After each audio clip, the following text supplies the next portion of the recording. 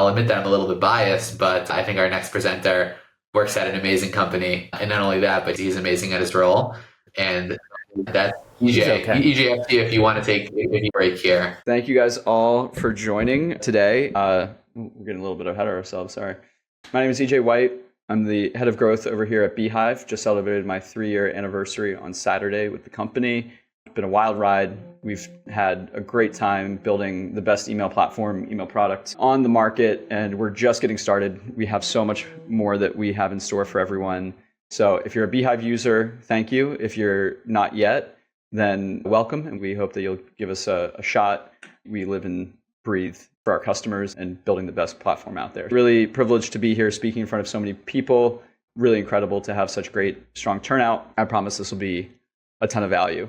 I don't know if you guys can tell, maybe if you've shown up to other webinars, you might hear my voice is like super scratchy and not really my own. I woke up sounding like RFK Jr., but I can still sound like that, but forgive me there. We're getting through it. I feel great, actually. I'm like not actually sick, but I feel like just my throat hasn't gotten the message that the rest of my body is feeling. Anyway, I'm here to talk to you about how to effectively nurture your audience and strategies around that. So in other words, audience nurture strategy. As you can see on the screen, been, obviously, as I said before, super privileged to be able to be speaking on a stage with such great professionals and people who are really changing the industry and having such an impact on the creator economy, on the publishing economy. I'm just really fortunate to be in this position. So as we get started, thrilled to be here at the Creator Summit to talk about one of my favorite topics. I've spent 3 years building and engaging newsletter audiences, and what I'm here to share today is to share some of those most effective strategies that we've pioneered. By the end of the session, you're going to have practical tactics to deepen relationships with your subscribers, as well as grow the most loyal community that you can around your content. I've already given the intro, so I'll keep it short. This is just me right here. And yeah, been there, done that, seen pretty much a little bit of everything. So you can trust what I have to say. So what and why? What is audience nurturing? Audience nurturing is about taking care of readers and helping them along their journey. It means consistently engaging with subscribers and providing them valuable content at every touch point along the way of their journey with you as a subscriber. Instead of pushing for a quick sale or just sending out generic updates as so many people and companies do with their newsletters, our goal is instead to guide the audience, educate them, entertain them, and build trust until they're ready to take whatever action is desired. And this is really the core of what beehiiv does so well. If you think about examples like HubSpot and Buying the Hustle, it's exactly why they did that. They wanted to reach an audience to guide them, educate them, entertain them, and build trust so that when those readers were ready to buy CRM or consider or evaluate a CRM, they have that awareness and they have that trust in HubSpot as a solution. It's not a get-rich-quick scheme. It's not a instant return, but similar to tactics like SEO, you build this asset and it becomes a moat. It becomes something that has intrinsic value that will carry you into the future. So in other words, nurturing isn't about the hard sell. It's about fostering a genuine relationship with your subscribers, where every newsletter is an opportunity to deliver something meaningful that keeps you top of mind and shows subscribers that you truly understand their needs. Over time, this builds loyalty, trust, and attention that you can then leverage as you become that trusted, valued resource. So why should you care about nurturing your audience? First and foremost, as I said, it builds trust and loyalty. When you consistently deliver value, readers come to trust you and look forward to your emails versus just ignoring them or sending them to the archive or at worst hitting spam. But every email is an opportunity to strengthen that trust and to develop that relationship. Nurturing also improves retention. Engaged subscribers are much less likely to unsubscribe. They're much more likely to stick around because they feel connected, which means your list stays healthy, active, improves those signals for deliverability within the inbox. And that then helps your growth as you go in the future. You have more people who are seeing and engaging with future emails, which kind of creates this flywheel that will take care of you into the future. Third, it drives conversions. This, again, further down the road, subscribers who feel like they have that relationship and feel taken care of and who trust you as that trusted source are more likely to become customers down the road and take whatever action you're seeking, whether it's a sign up, whether it's a course, whether it's a coaching session, what have you. There's a bunch of different use cases, obviously, for newsletters, and we think that they can really serve pretty much most, if not all, industries. But at the end of it, it's that trust that really greases the wheels of those transactions. In fact, nurtured leads provide significantly higher conversion rates at a much lower cost. I've done a presentation about HubSpot's method here. And if you look at what their cost to acquire a customer is, if you take that $30K per paying enterprise customer and you break that into, imagine how many subscribers you can get with $30K. If you have a great media buying operation, you can get like 30,000 subscribers with that money. Do you think you're going to get more customers by just spray and praying $30,000 across Facebook? Or do you think you'd get more customers by having a very focused audience of your ideal customers, 30,000 of those customers hearing from you week in and week out? The answer is 100% of the time, you're going to get a more efficiency, lower cost per lead if you are targeting that very tightly relevant audience of your ideal customer profile. So by learning about your audience over time, you can send more relevant, targeted content. Personalization, for this last one, they enable personalization. By learning about your audience, you can send more relevant, targeted content. Personalization isn't just a nice to have. We're more and more shifting to really encouraging personalization because that's what customers have come to expect. Often email service providers will view that as a signal within basically the kind of deliverability ecosystem. When you have personalization, you're basically sending, for all intents and purposes, a unique email to every person, whether it's the subject line or whether it's the content itself, which is a signal that you're a trusted sender. Studies have shown that companies that excel at personalization generate 40% more revenue from those efforts compared to users who don't. So if you don't trust me just saying it, the studies back that up in terms of the dollars and cents. In short, nurturing your subscribers builds a foundation of trust that can boost engagement, keep your readers coming back, and ultimately lead to much, much higher conversions and growth for your. Just as a side note, Alec and TG, I just sent you guys to hide. So I don't know if you guys can unhide yourselves when you guys want to come back, but when I take a break to answer questions, I will bring you back. Aside from that, if you do have questions, I'm not looking at the chat. So I prefer to take questions at the end just because I have such crippling ADD that if I have the chat, I'm just going to be answering questions as I speak, which is not great for anyone. So please drop the questions there. We're monitoring that. And then when I get to the end of the presentation, I will take those questions. So what I've just described here between these four tactics, building trust and loyalty, improving retention, driving conversion, and personalization, are all aspects of this email growth flywheel. So attract is bringing users to your newsletter. We've heard a little bit about that. Converting can be converting to a sale, but in this context, we're saying converting to an actual subscriber. So you want to attract visitors and traffic to your newsletter sign-up page or website. You want to convert those users into subscribers using things like lead magnets, the offer that you have in terms of the value you're providing through your newsletter, et cetera. You then want to engage those users by providing useful, engaging content. This is really what the focus of this presentation is on today through this engage. We could call this nurture. And then monetize is that last step. Once you've done these three steps, monetization is really the lagging indicator or kind of the result of successful execution at these first three steps. But then that enables you to then run things like paid media profitably or attract more users through higher quality content, hiring a writer, et cetera. And that just feeds the flywheel. So then you get more users who then you engage, who you then monetize, that you can reinvest back in your business. So what I want to cover from here on out for the next slides is the actual opportunity in front of you to nurture those subscribers and how to tactically do that. So we've talked about what it is and why it's important and where it fits within the ecosystem. So we've gotten that out of the way. What we're going to do now is really focus on 5 tactics for actually how you can nurture these users. And then after that, we'll cover the different metrics that you should be tracking as you do this. We'll also leave you with a checklist and next steps that you can take to implement this for yourself today. All of this is being recorded, as we've talked about kind of ad nauseum at this point. The entire Creator Summit is being recorded. You will receive this deck and these resources at the end when we publish those to the page where it's going to live permanently. Cool. So now that we know what audience nurturing is and why it's so important, how do we actually do it?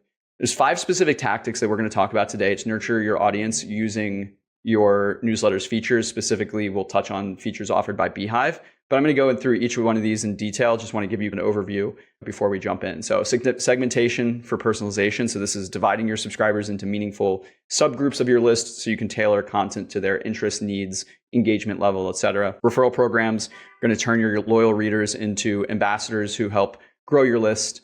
either for free or through fun, different rewards and such that can help actually build your brand at the same time. Interactivity is critical and is one of the places where specifically beehiiv really shines in terms of creating experiences that really connect with users and make them feel like part of the journey and part of the story. Fourth, automated email journeys. Any kind of nurture conversation would be completely remiss if I did not go in depth into how you can shape users' journeys with automated email sequences. And then lastly, very close to my heart is the analytics and feedback and iteration that goes into collecting data, collecting qualitative feedback, and then actioning that feedback to make your newsletter as the best it can be. So each of these tactics leverages tools available in beehiiv, but this is not mutually exclusive to beehiiv. All of the features that we offer under one roof for one flat fee can be found. Typically, it's going to be more expensive if you try to bolt these different features on. For example, our referral program comes built in, but typically you're going to have to pay $29 a month or $99 a month on top of whatever your fee is if you're not on beehiiv. Analytics, we have the best analytics in the industry in terms of the depth of granularity that you can see in terms of engagement and collecting that feedback. And then between polls and surveys, our analytics and data collection is pretty unmatched. In terms of interactive elements, again, you can probably bolt some of these things on. Typically, it's way easier to work within the unified data ecosystem that we provide, where all of the data flows into all of these different features. Polls interact with automations. Automations data flows into segmentation.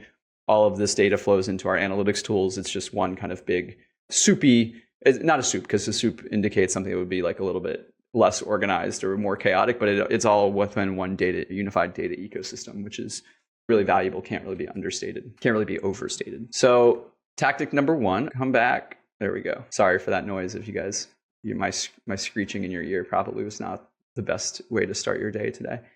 Apologies there. I panicked. All right, so tactic number one, segmentation. One size doesn't fit all for emails and specifically for newsletters. This is a key that we want to really double click on in 2025. Your audience likely has different interests and different levels of engagement.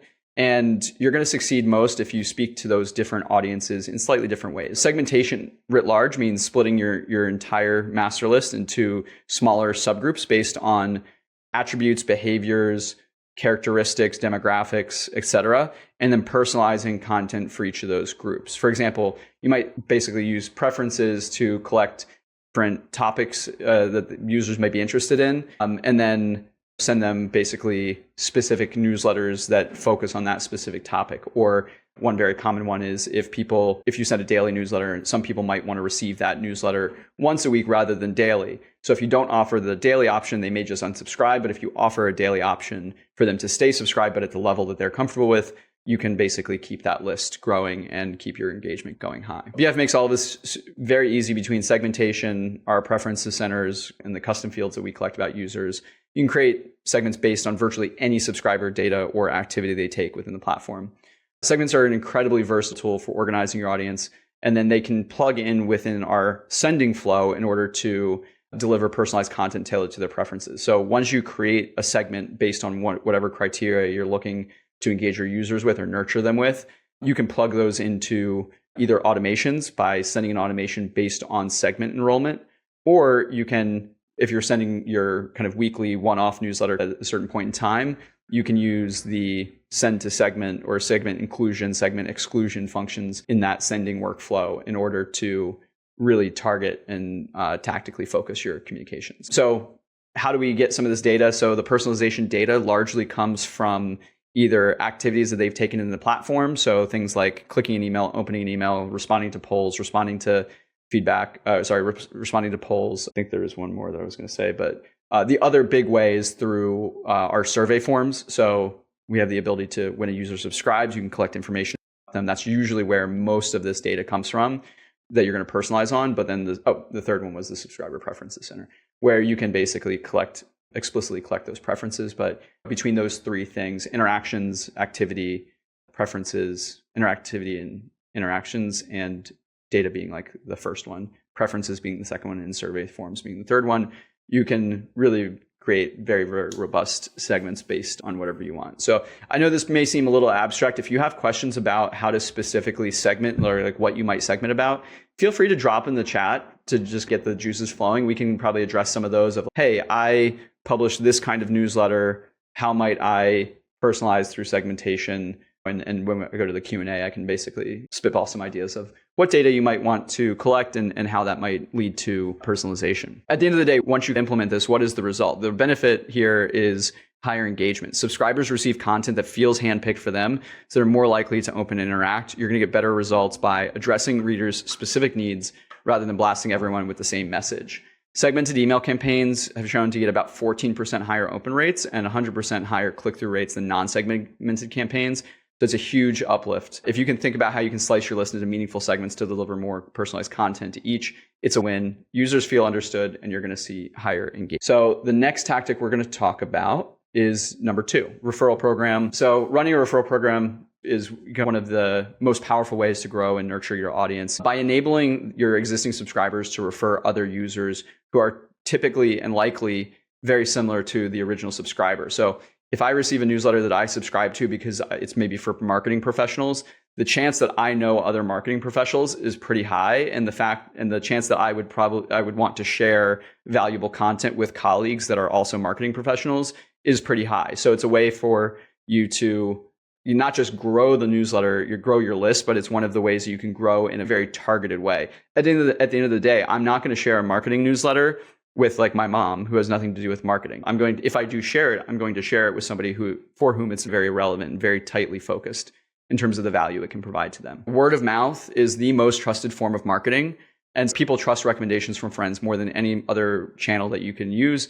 92% of people trust referrals from people that they know. That's nearly 100%. And in today's world, where do you see 92% of people agreeing on absolutely anything? So basically a certainty that people are going to trust a referral coming from a friend. So the key then is, how do you leverage that trust? So the idea is simple. You give your subscribers a personal referral link.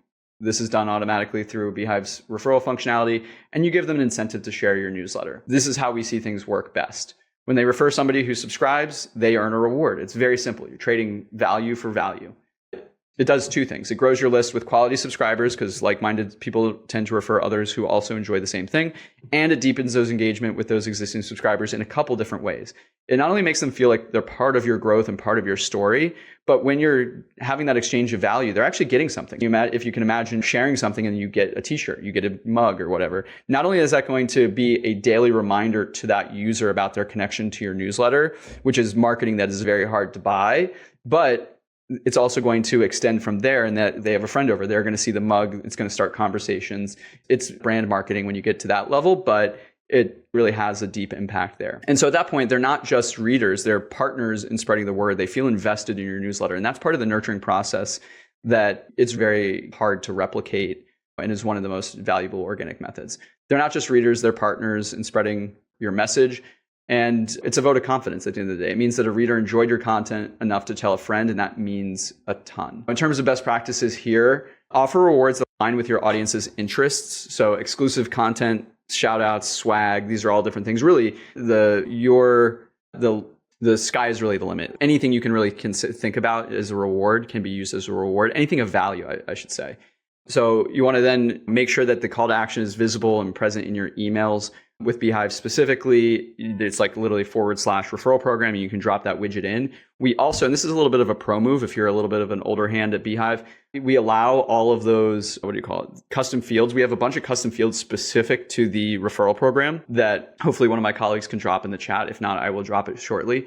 But basically allows you to create a fully custom referral program kind of widget. Now you'd have to do this kind of manually, but we have custom fields for things like referral program next milestone and referral program number of referrals. So you can basically put these custom fields in with your own custom text to say, hi, first name, thanks for considering the referral program. You are X referrals away from Y reward, and then you can add images. And so that is to say, you're not stuck with just the one-click implementation. It's just an easy way to get it there. You can easily, with just a little bit of work and critical thinking, put together any kind of referral program experience within your newsletter that you might want. Right now in beehiiv, at least, the referral program is focused around the email experience, just because on the web, the assumption is that most users are going to be anonymously viewing web content as you share on social media and whatnot. And so if an anonymous user by definition can't be tied to a specific referral code, and so If you wonder why you deploy a referral widget and you don't see it in the web version, that's why. So from there, you can periodically remind users about the program and how close they're going to be to the next reward. Like I said, you can do that very easily with those custom fields and those messages. And it's a great way to turn your loyal subscribers, your best subscribers, into loyal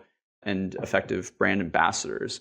One of the things that I learned from Matt McGarry in one of our first growth webinars that we did together, he actually, and this kind of gets ahead into the interactive components slide in the next slide, but essentially when somebody responds to his customer satisfaction poll, so at the bottom of all of his newsletters, he's like, how much did you like this post? Was it thumbs up, neutral, or bad, thumbs down? When somebody gives him a thumbs up, it enters them into an automation that then says, hey, I saw that you enjoyed this article. Would you consider sharing the newsletter? Here's your referral code. So basically taking interactive elements in terms of the polls with referral program and combining it with the email automation that we'll get to in a second to basically create a very effective experience for the user where you're responding in real time to the actions that they're taking, which makes the marketing feel very organic and responsive. I'm getting ahead of myself just a little bit though. All right, so up third, number 3, incorporate interactive elements. So interactive elements in your newsletter are a great way to really make the experience like a two-way street. Newsletter doesn't have to be a one-way monologue. Many newsletters, especially those that are not on beehiiv, tend to be more one-way just because most email tools don't have the functionality to do this kind of two-way, but it's far more engaging when readers have ways that they can participate. So if you think about things like polls, surveys, quizzes, Q&As, comments, referral programs, these are all ways you can invite your audience to engage with your content. We, like I said, have built-in polls and survey features that allow readers to respond with a single click right inside the email. You can do survey polls, you can do trivia polls. Each one's a little bit different. Survey polls are like, hey, what did you think of today's email? And it's going to basically have people vote, essentially. Or you could say, when do you think this certain thing will happen? And you can have certain dates, and you could basically try to derive wisdom from the mass. Alternatively, trivia polls are basically like, what is the most dangerous land mammal in Africa? I did it for my personal newsletter. That was one of the trivia. Then I might have the options be cheetah, lion, mosquito, and hippo. Now you might technically say, oh, the most deadly animal in Africa is definitely mosquito. And you'd be right, but that's not what I asked. I asked, what is the deadliest mammal? Mosquitoes are not mammals. And the deadliest mammal is the hippo, as crazy as that is. They're very dangerous, even though they're very cute. Don't get in front of those big tusks. Essentially, I lost my train of thought with that a little bit there. So basically, with these built-in polls and quizzes and whatnot, you can transform the reading experience from a passive absorbing information and just like being talked to one that is more active and at the end of the day engaging. And specifically with polls, I want to double click here for a second. I always do this in all my webinars. I think polls is probably the best feature we've ever built, even though it's been around for quite a while. It is so versatile, and I think nearly everyone is leaving money on the table by not using polls enough. Polls allow you to do so much. One, we have a feature where it's once you collect the results, you can click a button to share it. And that actually copies it to your clipboard. And if you post it on LinkedIn or X or wherever, it actually creates like a Wordle style result where it's like you can show users you can show the public like what the answers were. So a lot of times like people will say, what do you think is going to happen? Or what do you think about this certain thing? And then they can actually share the results of that poll directly to social media in a very easy to view and easy to understand way. So like polls can help you create unique first party like social media content. You can obviously collect first-party information. That way, first-party just means you collected it yourself. It's unique to you. It's a great way to collect feedback through satisfaction. Number 3. Number 4, it can help you learn like what to write about. So like you could say, which topic should I cover next, and have a couple different options so that whatever you write about is going to land because your subscribers have asked for it. Number 5, similarly to that, but it is slightly different. If you want to create a lead magnet for lead generation, you can basically say, which of these assets would you find useful? So it's like there's at least 5. I think there's probably 3 or 4 more. I don't want to go too deep into it, but it's one of the most versatile features that pretty much every newsletter should include at least one poll. And if you don't have, you could have more than one very easily and have it not be redundant. But regardless of how you implement the polls and how many you include, having a way for users to basically just click through and see those instant results or see that feedback right away, it adds a sense of instant gratification and feedback to the process. Oh, huge. So I said 5. There's actually a couple more. One, at least 2 more are obviously the interactivity. We're making users feel like they're part of the journey is number 6.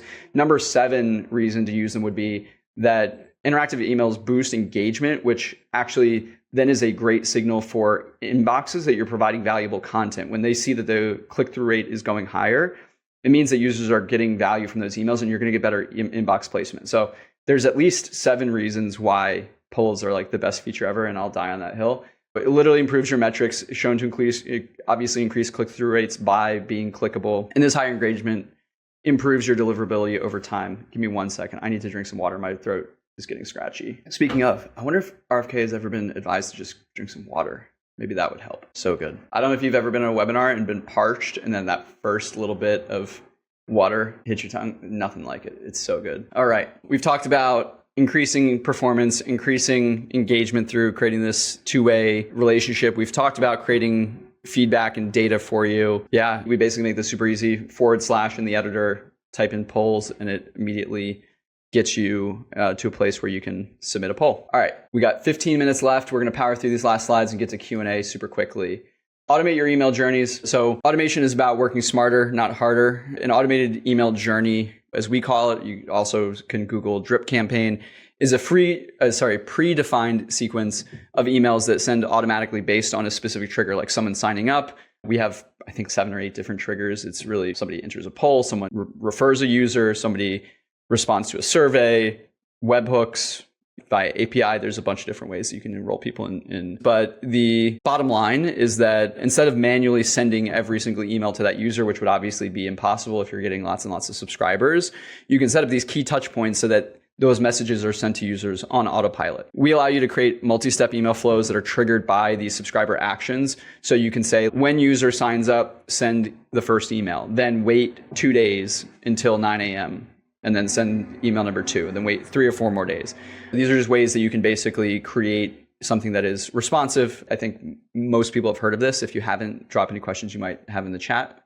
But if nothing else, one of the welcome series that we recommend for everyone to implement is the welcome series for new subscribers. The moment somebody joins your newsletter is the best time to engage them. They're the most interested right then and there. And a welcome series can be just a quick sequence that immediately thanks them for subscribing. There's a great opportunity with that first welcome email to train them around, hey, move my sending address to your address book, move it to the main inbox. Here are some of the most popular pieces of content, like continue reading. So they click through and that shows these positive signals. As you start building your reputation with their email inbox, you can start that relationship on a high note in terms of reputation from day one. Email number 2, a couple days later, might share your most popular content or tips on how to get the most value from your newsletter. Maybe email 3 a week later tells more of your story and offers like a special new subscriber perk. This kind of combines a couple different things. You could basically offer maybe like a one-time only upgrade at a discounted price to a premium subscription, or maybe you have a sticker or something that you'll send them for free. It doesn't really matter. Either way, the sequence onboards your audience and sets the tone. It helps readers feel welcomed, understand what to expect, and get connected with your best content early. And that can, taken in totality, significantly boost their long-term engagement and ultimately retention. Beyond welcomes, you can automate drip campaigns for various purposes. If you have an online course or series of educational content, you can deliver it by a daily email series. So 30 days, 30 tips could be some sort of example that people opt into. Or you can set up a re-engagement drip for inactive subscribers. So after a certain period of time without opens, they start getting messages saying, hey, if you want to stay subscribed, please engage with this email, click through this email, etc. Otherwise, you can remove them from your list. And so your list remains squeaky clean and high performing. The top newsletters do this really well. Publications like Morning Brew and The Skim have like incredibly complex automated email sequences running behind the scenes to ensure that each subscriber gets the right message at the exact right time. The beauty of automation is that once you set it up, it continues nurturing every subscriber consistently without you having to do any work a second time. It saves you tons of time, ensures that no one slips through the cracks, that everyone is treated the exact same way. You can focus on creating great content instead of worrying about what messages your users are getting, which leads to better conversion and retention, guiding users through that journey. Email drip campaigns are known to nurture leads and boost conversions while saving time, obviously. And we make it super straightforward to do this within your platform under automations. You just go and we have a very visual drag and drop builder where you can design those experiences however you fit. So if you have questions about that, we're going to move on to the next one, but would be happy to collect any questions there and answer those. Lastly, leveraging analytics and feedback to keep improving. So nurturing isn't just set it and forget it. It's an ongoing kind of living, breathing experience or exercise. And with email, we have an incredible trove of data that we can use to understand what's working and what's not. Key metrics are that I hope everyone's tracking already: open rate, click-through rate. You can use some of the reports in beehiiv to see which links or CT calls to action users are clicking, so you can understand what's working in terms of what's actually engaging users to click through. By tracking these metrics, you can get feedback from your audience's behavior. For example, if your open rates are climbing over time, that's a great sign that you're building trust. Typically, over time, as you get more subscribers, you might see a slow decline, just because as you get more people, you're going to have some decay, and not all those people are going to be as highly engaged. But that data that you can collect around users is really helpful, because then you can use that to say, okay, cool, this is what our best customers look like. And so somebody who doesn't look in terms of their behavior like our ideal customers, we're going to get them out of the list, for example. Yeah. So the other part to this is feedback. So there's the technical opens and metrics that are hard numbers. I'd say the other part here is feedback. You can basically use drip campaigns to deliver nurturing content that's going to request feedback. That's something that I would do. Wait, I think this slide. Oh, did this slide not get the ones? Oh, whoops. I apologize. These slides' content are reversed. This one is obviously welcoming new subscribers and drip campaigns. This one is engage with polls and quizzes. Oh my gosh, these are all, I'm so sorry. I was not strictly looking at the slides. I'll fix these before we get it. It looks like there was a little bit of a snafu in terms of the ordering of how these all got together. So wait, which one is personalized content? Reward loyalty, incentivized sharing. That's one's correct. Okay, sorry about that. There's something funky going on here. But anyway, collecting feedback, obviously you want to be collecting that qualitative feedback of saying, hey, let me know how you enjoyed this newsletter. Our polls features include the ability to have users leave qualitative feedback. So if somebody clicks big thumbs up, we have a space where they can leave additional comments, or if they thumbs down, they can leave additional comments, which are very useful. Another one would be just say, hey, hit reply to this email to tell me X, Y, or Z. Lastly, as far as metrics go, A/B testing is something that our platform does really well. We have statistically validated A/B tests around subject lines, so that as you start building your newsletter, you can use these subject lines to collect feedback in real time from users around what they prefer and how to engage them most effectively. The way this works is you basically define a percentage of the audience to send to. So if you have 10,000 subscribers and you say 10%, the test is going to be sent to 1,000 users. You set a time frame, so a 1-hour test period. So when you hit send, it's going to send 500 users version A, 500 users version B, and then it's going to monitor that test for the first hour. And then the winner of that test at the end of that hour will be sent the winning version. And it's hard to say specifically how much this can improve things. I've seen huge gains, our CEO posts all the time A/B tests that he's done that have shown 20-30% increases in open rate and stuff like that. It's crazy. So definitely do that. Analytics also, as I said at the beginning, inform your segmentation and personalization efforts. You might find, for example, a certain segment has higher engagement and you can reward them and ask them for referrals, whereas you might see newer subscribers dropping off, which might mean you need a better welcome series or you need better reasons to get them to stick around.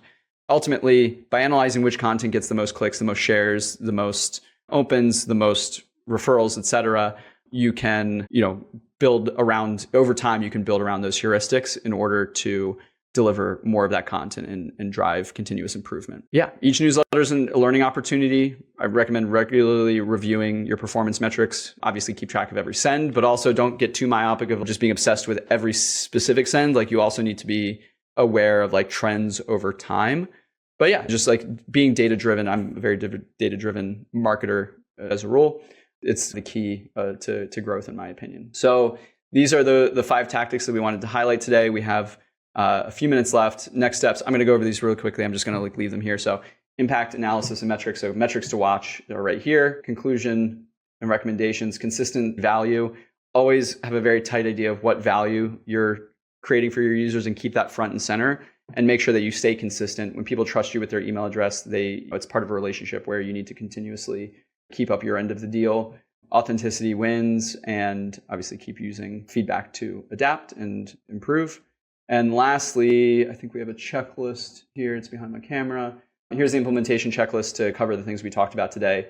So if you're on beehiiv or if you're using another platform, implement a subscribe survey. So when users subscribe, you start collecting data that you can use to personalize from. define the key segments within your newsletter, enable your referral program, add a poll or more than one poll, obviously create your welcome series, and then track your results and monitor feedback. And with that, we can answer questions for the next few minutes. Wow. How was that? With you? That was amazing. Stellar performance. People really enjoyed it here in the chat. I'm just looking through some of the questions here. One of the themes that I saw repeated are people asking for like examples. Maybe there are a few newsletters who do a really good job with some of the things that we mentioned, and we could share a few here. Yeah. So let me see. I got rid of my screen. I can do that. I can commit to like grabbing some examples, maybe sharing them in the deck when we send this out. So we can talk about a specific thing and I'll show examples, maybe a couple slides of real life examples. But just going through each one, see segmentation for personalization. It's a little easy, it's a little bit hard to show, but like segmentation here would be something like most engaged subscribers, least engaged subscribers, dormant subscribers, that sort of thing. Those would be the basic ones. You can also monitor users who have made like at least one referral. That's usually a pretty key one because those tend to be like your kind of most highest engaged evangelists. Referral program, I can definitely share specific examples. Our CEO runs a great one through Big Desk Energy, his newsletter. But the key here is to really understand your audience and understand what engages them. No two referral programs are going to be the same because no two audiences are the same. But I'll share a couple screenshots from some great examples when you guys follow up here. Interactive elements, I think I went through actually a bunch of examples there. Automations, so welcome series, requesting feedback, promoting referrals, unengagement flows. I think we have some resources that we'll include in the deck where we can send that has a list of a bunch of things there. And then feedback, again, I think feedback, examples of feedback would be just, again, maybe 30 days after they subscribe, maybe after they make their first referral. There's also other stuff you can do aside from just like learning from these. If you collect feedback after a user makes their first referral, that's usually going to be a pretty positive piece of feedback. You could ask specifically for a testimonial that then you can use on your website. It doesn't have to just be feedback of, hey, what can I be doing better? It's you've referred, et cetera. You've referred a certain number of users. Here is an opportunity to give a quote. We'd be happy to do that. Cool. Happy to add those examples and then follow. Yeah, EJ, I had Zoe asked, so do you send emails as well as a newsletter? It seemed like there was a question around maybe marketing emails and newsletters. Maybe touch on that just to clarify. Yeah, sure. So yeah, absolutely. Most newsletter publishers have like this concept of ultimately the most sophisticated senders we see have 4 different types of messages or more. Like you have your newsletter, which is going to users' inboxes, but also hosted on the web because you want people to be able to discover it. You have web-only content that is like more blog content that is going to attract organic traffic over time and basically position and establish yourself as an authority. Then you have, again, those are technically 3 because you have your email version of your newsletter. The 4th one would then be these like email only posts that are going through things like automations or maybe even to be broadcast to a specific audience, but that you don't want messages that are to a specific segment necessarily to be posted on the web. So there's very good reasons to be leveraging like email only, web and email, web only in those kind of 4 different kind of flavors of messages. Thank you guys so much for your time. Appreciate it. I hope this was valuable. If this was useful, we do webinars like this 3 days a week, at least 3 days a week. Sometimes our ad network folks do one. Sometimes Alec does one. So sometimes we have up to 5 a week, but we love to basically share the good stuff often and always.